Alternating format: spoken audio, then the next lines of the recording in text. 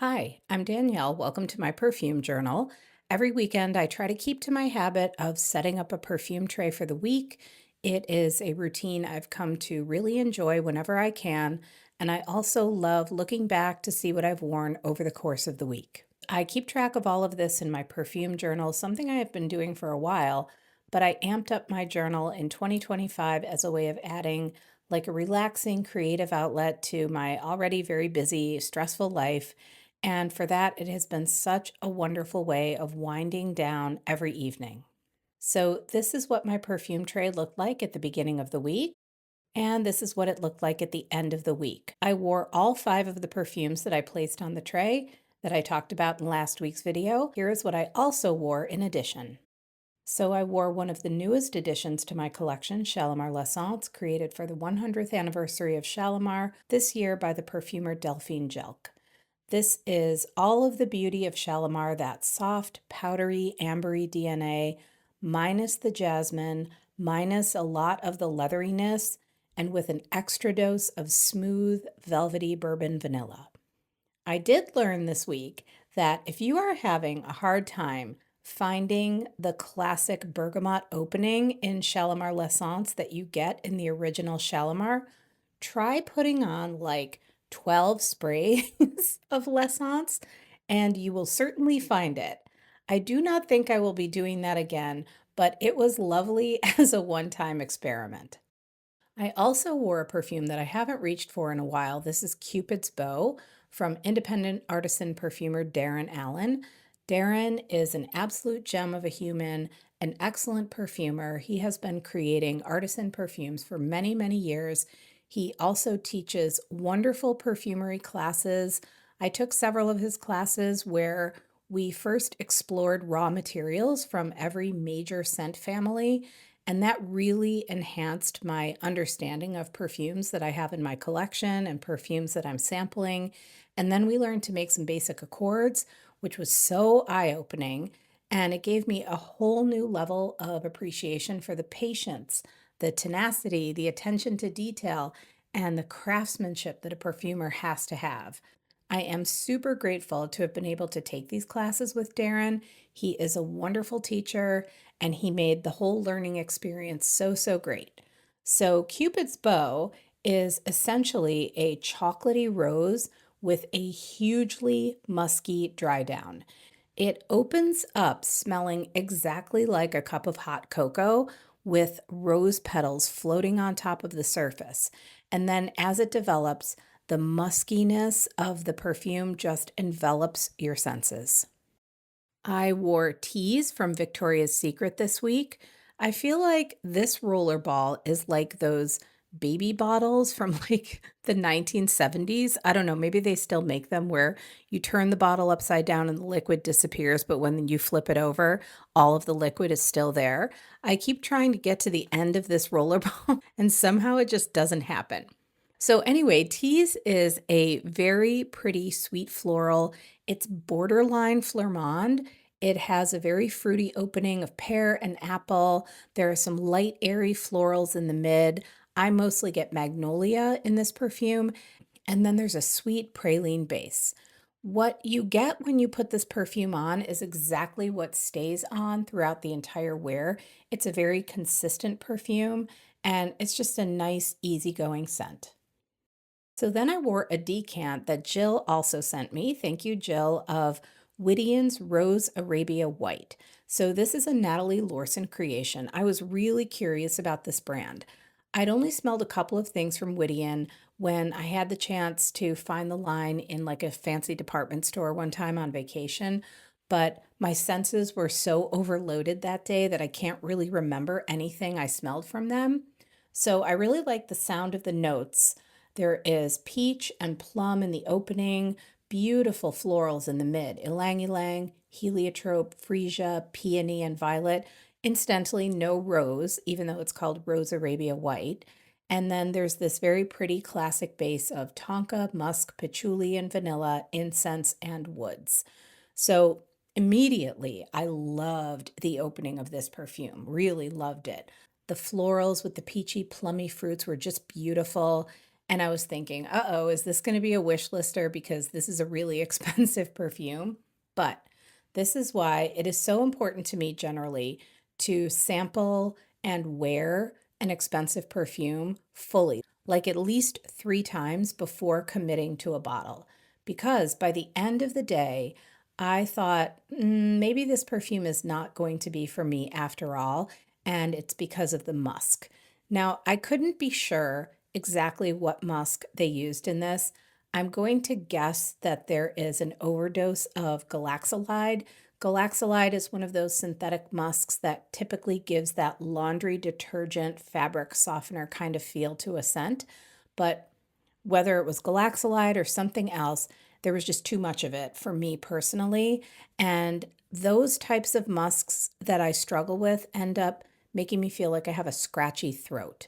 And Jill and I were actually talking about how we both struggle with musks like this. But I am going to give this one another chance or two before totally making up my mind because the opening of this perfume was so, so beautiful. So then one evening this week, I pulled out my little precious 5 ml decant of the 2015 version of Fève Délicieuse from Dior's Privé line. This perfume is so good, it makes me weak in the knees. It's a very simple note profile. It's tonka, vanilla, bergamot, and rose. Very Guerlain in a way, but also not. And in Fève Délicieuse, the main player is the tonka. It gives the perfume this incredibly delicious, but not all the way edible, almondy, almost cherry-like quality. This perfume is that perfect combination of like smoky, powdery, and balsamic. It is so, so good. And finally, my most worn perfume this week was my decant of Teint, Neige, this very white talcum powder puff of a scent from Lorenzo Villoresi. I am super happy to have a decant of this because it's a nice, clean, fresh, powdery scent, the kind of scent profile I love to wear at bedtime, but I don't actually think that this one is going to be upgraded to a full bottle simply because, for me personally, this scent profile is not worth the price point of this perfume for me.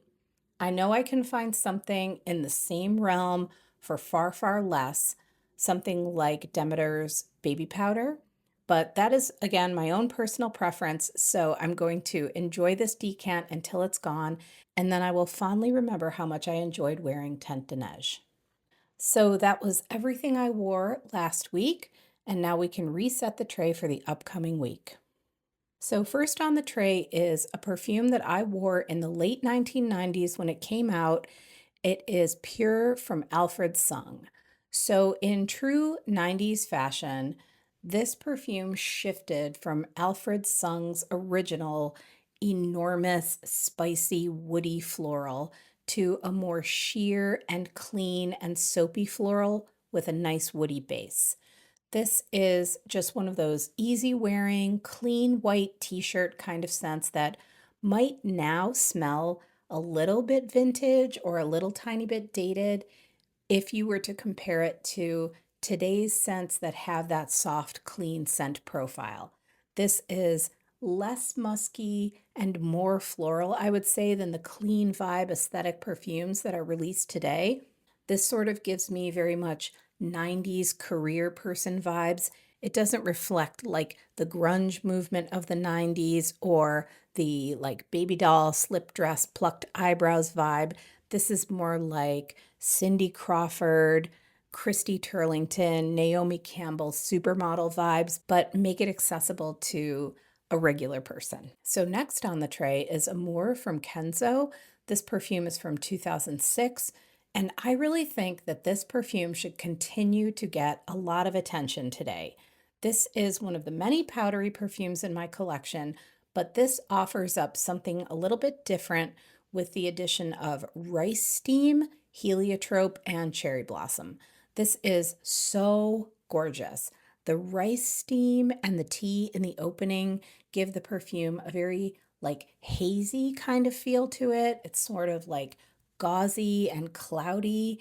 And then the heliotrope gives that lovely almondy quality to the powderiness, like crushed raw almonds.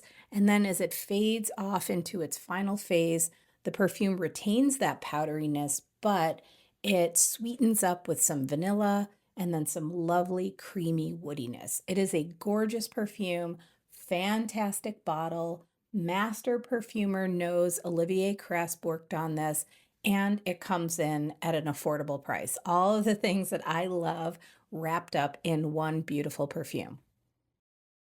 I am craving Narciso Poudrée this week. The weather is continuing to shift. I am wanting to reach for more of my transitional scents that will carry me into the fall and even into the cold winter months.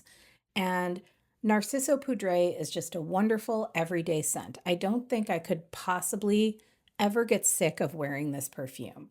I love a perfume that has a very simple note profile like this one: jasmine, rose, that signature Narciso musk that I call the sweaty marshmallow, and lovely soft woods.